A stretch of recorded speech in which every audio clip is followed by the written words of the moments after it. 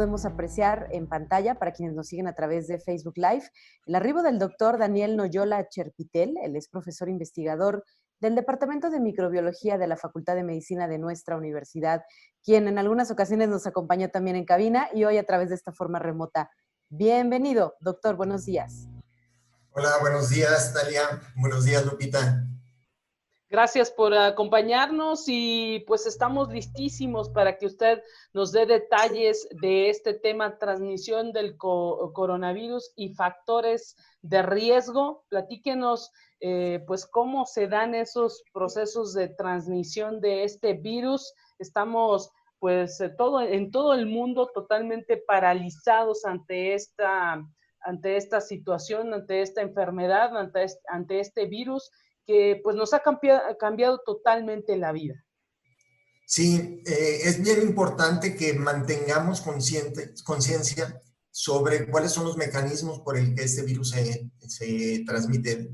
Y esto es de persona a persona fundamentalmente. Y hay dos mecanismos principales.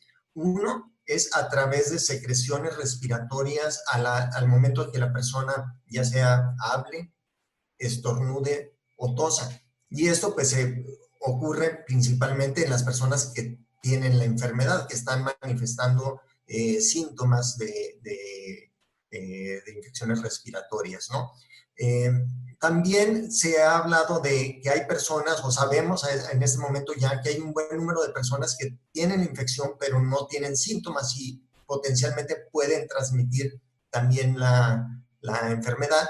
Sin embargo, pues estas personas, dado que no tienen síntomas, no estarán tosiendo, no estarán estornudando, salvo que sea un estornudo de pronto, ¿no? Que hay algo en el ambiente o algo, pero no será algo que estén presentando de manera continua. Y quizás sí a la hora de hablar pudieran transmitirlo por esta vía. La otra forma que se transmite principalmente es a través del contacto. Esto es, las mismas personas con la infección.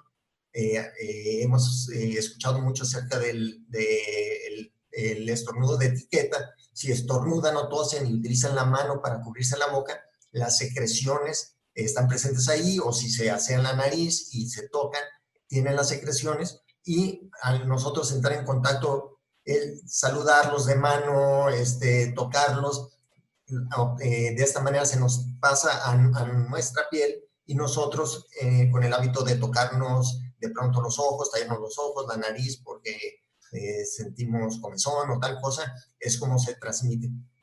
Esas son las dos vías fundamentales de transmisión, y de ahí, ¿cuáles son las medidas que debemos de tomar para prevenirlo? Y si tomamos estas medidas será muy eficaz la prevención del contagio. Entonces, de la primera forma de transmisión, esta a través de las gotículas del estornudo y la tos, la distancia, hay múltiples estudios que han mostrado que al mantener una distancia, hemos hablado de, digamos, 1,5 metros de la persona, prácticamente estas secreciones no alcanzan a viajar, digamos, esa distancia. De ahí viene toda esta recomendación que hemos tenido y que hay que mantenerla y reforzarla, de mantener distancia entre una persona y otra.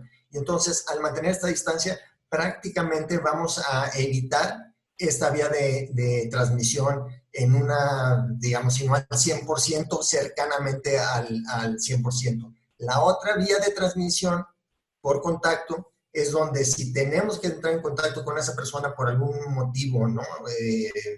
O no nos dimos cuenta, lo tuvimos que saludar, nos tuvo que entregar algo, es el lavado de manos, porque de ahí, ya sea idealmente con agua y jabón, pero también como una alternativa cuando no tenemos a disposición, con el gel alcohol, que tenga una concentración, eso sí, pues por ahí idealmente el 70%, eso nos va a permitir neutralizar al virus, y de tal manera que se prevenga esta vía de transmisión. Entonces, estas son las vías fundamentales y las intervenciones principales que hay que hacer. ¿Hay grupos de riesgo, doctor, específicos? ¿Cuáles son? Y pues, ¿quiénes los conforman? Sí, ahora queda claro que para este virus hay ciertos grupos que tienen mayor riesgo de complicaciones. Si bien todos estamos sujetos a podernos infectar y enfermar en un momento dado, la frecuencia con la que se da la enfermedad, sobre todo las formas graves, está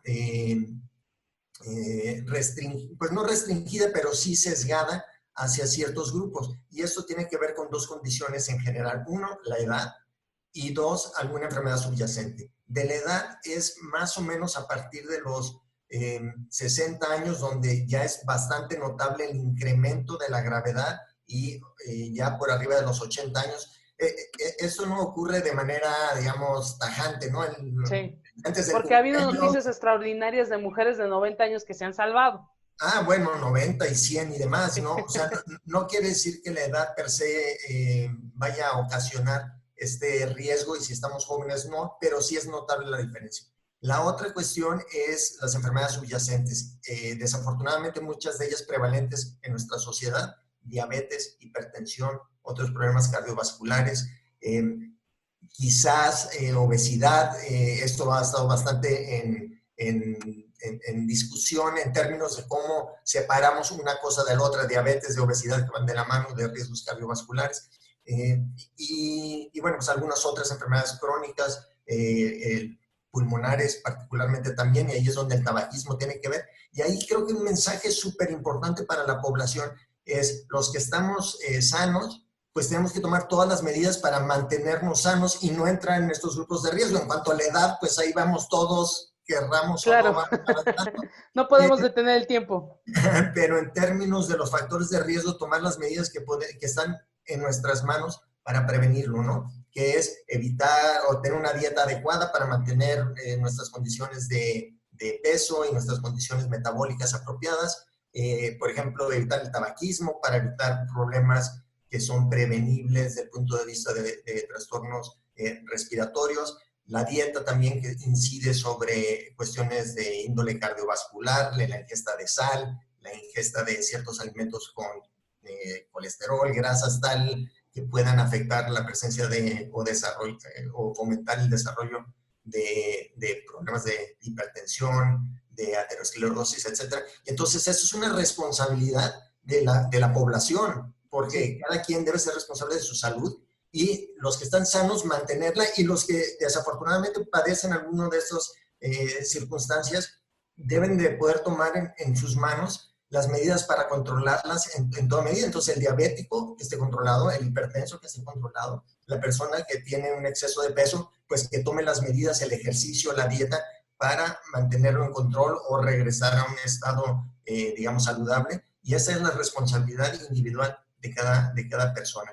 Antes de que se me pase, perdón, Lupita, y adelante. cambiando un poquito, sí quería comentar en cuanto a las medidas de prevención que mencionábamos antes, la cuestión también del uso del cubrebocas, porque se me pasó mencionarlo y me parece muy importante de cara a la reincorporación de actividades en laborales. La sociedad, exacto, laborales, y de una serie de circunstancias que debemos de tomarlo como un adyuvante para prevenir esta transmisión. Ya decía yo que la distancia nos va a evitar que las secreciones nos lleguen, pero hay circunstancias en que no es posible mantener esta distancia. Nos subimos a un autobús, al transporte público y tal, pues que quisiéramos que hubiera 1,5 metros entre persona y persona, pero es básicamente imposible que eso ocurra en muchas ocasiones, y de ahí que hay algunas medidas como el cubrebocas, que es un adyuvante a poner una barrera física. También las caretas, aunque las caretas hay un poco menos de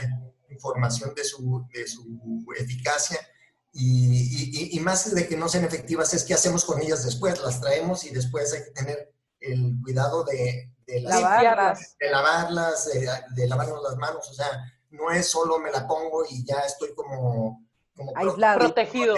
Exacto, mágicamente y ya, ¿no? Sino que hay que tomar en cuenta esta circunstancia. Y entonces sí mencionar que es muy importante que estemos conscientes de que sí son de ayuda para prevenir la transmisión, pero como un adyuvante. Esto es, en la medida que podemos guardar la distancia, guardarla, y si tenemos el cubrebocas, pues esto nos permitirá que si nos tenemos que acercar en la tienda, en el autobús, en nuestro trabajo a otras personas, pues reducirá ese riesgo con estas barreras, tomando sí las precauciones a la hora de ponérnoslo, quitárnoslo, que tenemos que acompañarlo de lavado de manos y en la medida de posible la distancia. La misma circunstancia sucedería, doctor, para el caso de los cubrebocas, ¿no? Por ahí una de las recomendaciones es que los que son desechables los rompamos con unas tijeras y los depositemos en el cesto de la basura. Hay historias en Facebook donde se aprecia cómo las personas que usan guantes los dejan, por ejemplo, en los espacios de los cajeros, lo cual, bueno, pues también se vuelve un foco posible de infección, ¿no? Al menos es la queja que podemos leer en redes sociales respecto al uso de este otro implemento como lo pueden ser los guantes. Sí, tenemos que estar conscientes de que potencialmente ahí puede haber las secreciones y también nos tenemos que responsabilizar de los materiales que nosotros utilizamos, pues hacer un adecuado desecho de los mismos. Y sí, se ha escuchado, no sé qué tan sustanciado esté, pero esta cuestión de la posibilidad de que la gente los reuse, y lo cual no es recomendable porque además el uso sobre todo de los desechables, pues valga la expresión, pues son desechables, ¿no? Y no desechables con el fin de hacer basura, sino que también su vida útil tiene cierta limitación, a diferencia de los que pueden ser de tela, que se pueden lavar y que si bien eso pudiera a la larga ir afectando, digamos, el grosor de la tela, tal, que reduzca su eficacia para ejercer su función de barrera, pero será mucho más perdurable y tendremos esa posibilidad, ¿no? El chiste es que sí se haga este lavado, porque pues si no, estamos nosotros mismos contaminándonos, ¿no? Sí, ahí es el mensaje que tenemos que ser conscientes que es todo un proceso y que no son medidas aisladas y nada de esto ocurre de forma mágica, pero al mismo tiempo que realmente estas medidas permiten, y eso se ha visto sobre todo a niveles, por ejemplo, hospitalarios, donde hay mucho mayor riesgo de transmisión, pero que en general la implementación de esta serie de medidas, el utilizar algunas medidas de protección personal en el nivel hospitalario, pues es mucho más notable y mucho más relevante por la cercanía con personas efectivamente enfermas, pero eso ha demostrado que el lavado de manos, el utilizar algunos métodos de barrera cuando es necesario y el mantener la distancia, son medidas que reducen definitivamente la transmisión y que si nosotros somos conscientes y conforme nos conducimos por nuestro entorno, tomamos estas medidas, ¿no? Salimos, nos cubrimos, mantenemos la distancia, cuando vemos que hubo alguna circunstancia que pudiera habernos puesto en riesgo, pues el lavado en riesgo en el sentido de que tuvimos que saludar a alguien, fuimos a la tienda, llegando a casa, lo primero lavarnos las manos. Y en realidad, si no al 100%, son medidas muy eficaces y que tampoco es necesario tener una paranoia total a lo que está sucediendo. Sí, regresando al tema de los factores de riesgo, ciertamente las personas con factores de riesgo deben de extremar las precauciones en el sentido de que si llegan a infectarse, pues están en riesgo, valga la redundancia, de tener desenlaces más desfavorables.